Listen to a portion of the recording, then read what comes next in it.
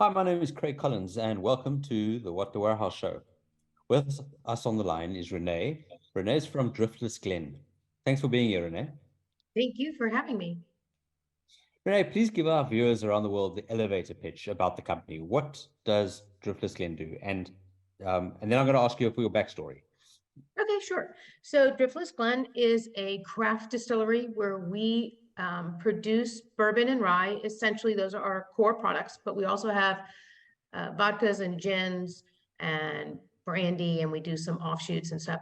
We have a 42-foot continuous column Vendome still and a 55-gallon Vendome pot still, and Right. we create all of the products by ourselves. We do not source, so everything that you get will be Driftless Glen has made it.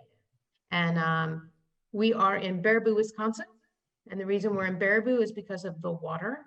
And people always say, bourbon has to come from Kentucky, and it's because of the water. But we sit at the Driftless region, which is the end of where the glaciers stopped. And so the water goes through 700 feet of its own aquifer, which is sand and stone and stuff. And so our water is clean and sweet and delicious. And so when Wow. you create a spirit and it comes off the still, it usually comes off the still at, it could be 140 proof or whatever, but we put it in the barrels at 117. And to get it to 117, you have to cut it with water. So Wow. that's why water is such an essential part of the distilling business. That's why we're in Baraboo, Wisconsin. Okay. Okay. And is that where you're at right now? No, right now I am not in Baraboo, Wisconsin. Ah, okay. It's going to snow there tomorrow. It's going to Yeah. snow, quite a bit. So I am not there, but the whole team is there. We have a huge company, and but I Yeah. personally can get away. Right. Fantastic. It's Yeah, it's why I'm sitting in Cape Town in South Africa at the moment. So, exactly. um, so Renee, I assume that your business is currently seeing growth in the market. Is that Yes. true? Yeah. Yes, it So, is. We have grown. The biggest thing with our distillery is about distribution. right. If people know about the spirit industry, it's a three-tier system. So you have to go through getting a right distributor. And currently, we're in about 25 states and three different countries, other than the United States. Okay. Which countries are those? We're in the UK, we're in Yeah. Germany, and we're in Costa Rica. Wow, fantastic. That's Yeah, amazing.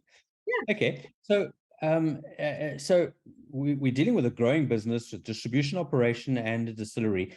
Tell us, so obviously this is the What the Warehouse show, and what we want to do is explore some of the questions and pains around the distribution process. Now, you said that your warehouse is in New Jersey, correct? No, no, no, no. We are distributed in New Jersey. All our warehouses and all of our product is right there in Baraboo. We have what we call 3 rack houses and an extra warehouse. So Right. the 2 of the rack houses are just for barrel storage. So Okay. we've created over 8,000 barrels, but we have over 5,000 are aging at the Right. moment. And one of the other is a bottling house. So we have a bottling line. And then Right. in the third or the fourth warehouse is a storage warehouse where we store our barrels that are coming in, like that we Yep. haven't filled yet, Okay. containers, glass, all of the stuff to make it that makes our product. Yeah. Yeah. Those dry Okay. storage. Right. Right. And so then, what is in New Jersey? You can just find our products. So when we are found in Oh. 25 of the states. So Ah, what's in New okay. Jersey Okay. is, Okay. yeah, you'll Get find us it. in the grocery stores or, I get it. if you have Total Wine and that sort of thing. Yeah, yeah, yeah. Okay, so talking about your warehouses then, how many products or SKUs do you stock in those warehouses? Or your finished goods at least? Yeah, we're all our finished goods. So we have 4 gins, 4 vodkas, the brandies, that's 9. Right, We have 3 ryes, uh, 3 bourbons, single malt, quite a few. right. I was going to Okay. say 19 or something different products that we produce there on site. And we do the bottling is interesting as we had a meeting this morning, and we know exactly how many of each product is bottled and cased and ready to go. And we kind of have it figured out by, in the past, what's purchased at this time of year and how much we need, what's in stock. So we have, I think it was almost 1,800 cases, 6-pack cases of 750 ml of bourbon ready to go. So if someone calls us and say we need, 400 cases, we're ready. So that leads nicely into the next question: is what technologies do you use for keeping track of the stock, and both of the barrels as well as the finished goods? Do you use technology? We do. We have there's a system out there called Whiskey Systems, and it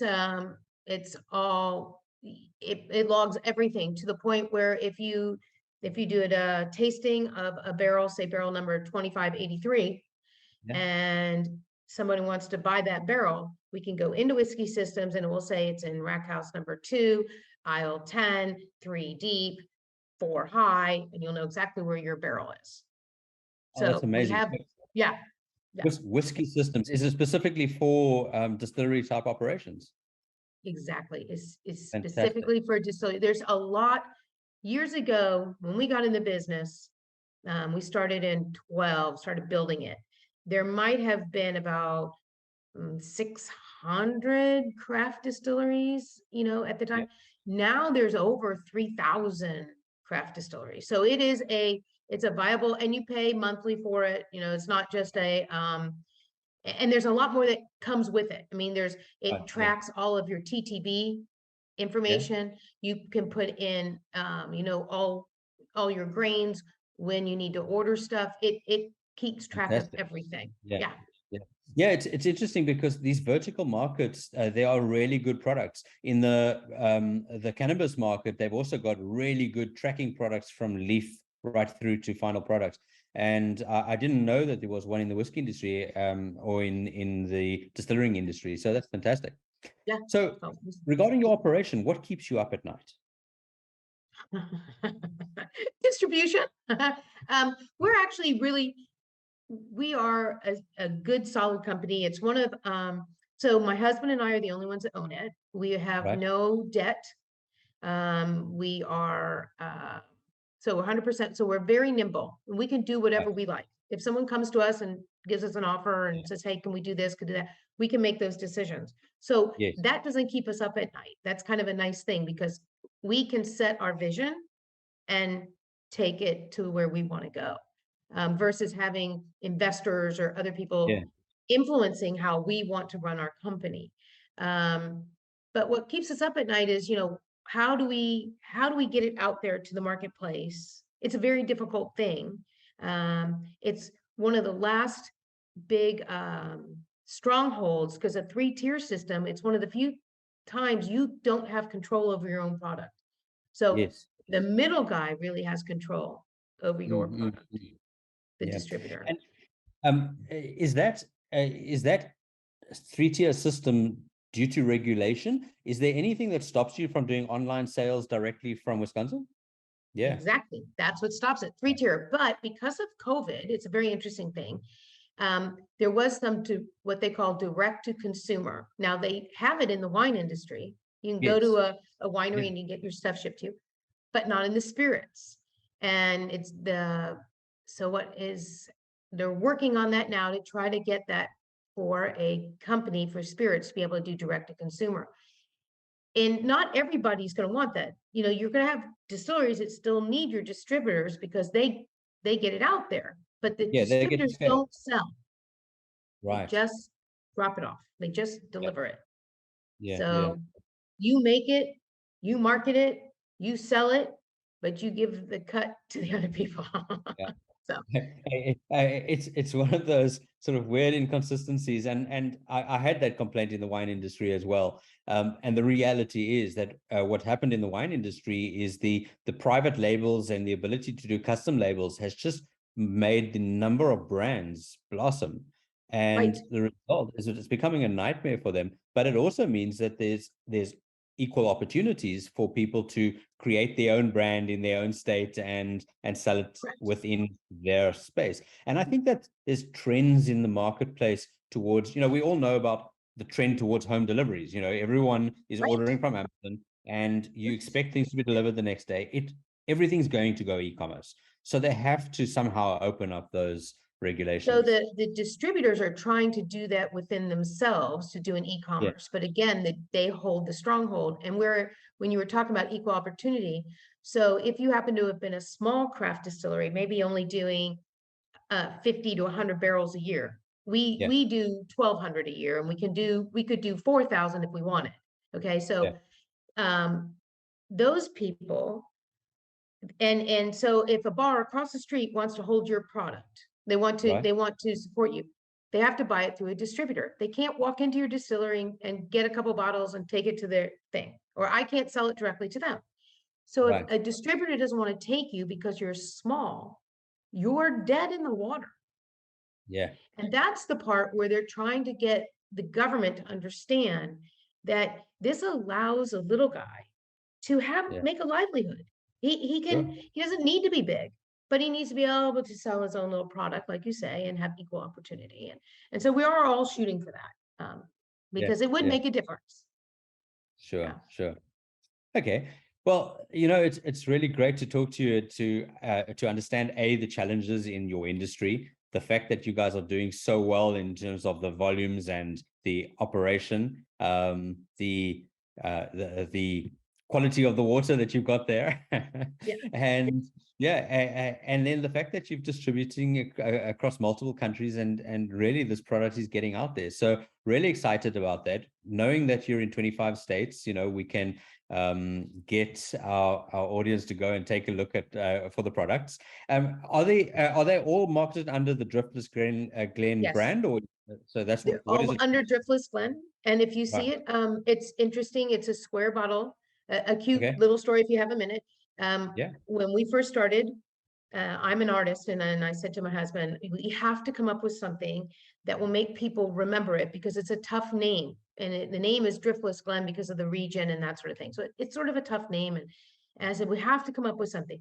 So our bottle is actually a square bottle, and on either side of the bottle are my husband and my thumbprints, and it says we give this product 2 thumbs up. So our theory was, people will go, I can't remember the name, but it's the square bottle with the thumbprints. And it's kind of a neat thing, but it's really, the product is great. It's really delicious. We've won double golds, and we win awards constantly.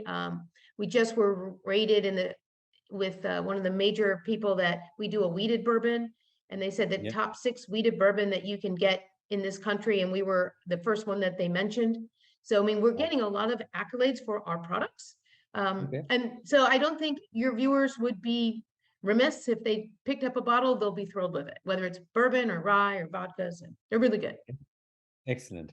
Right. So, and then just from a website perspective, are you guys on LinkedIn? Can people find you there? Okay. You're on LinkedIn. We do Instagram. We do Facebook. All of it. So hit up Driftless Glen on all the socials, and look at their website, and then go into your local store and go and get a trial of their product. It's really exciting to speak to operators and people who really making business work in the US. So fantastic. Thank you, Craig. Appreciate it. I really am thrilled that you had me on. I'm honored, and if I can, if you need me back, just give me a shout. Renee, I really appreciate it. Thanks very much. Great to speak to you. And thanks everyone for tuning in to What the Warehouse Show. And if you'd like to know more about our warehouse management products, hit up granitewms.com. And Renee, thank you. Have a good weekend. Cheers.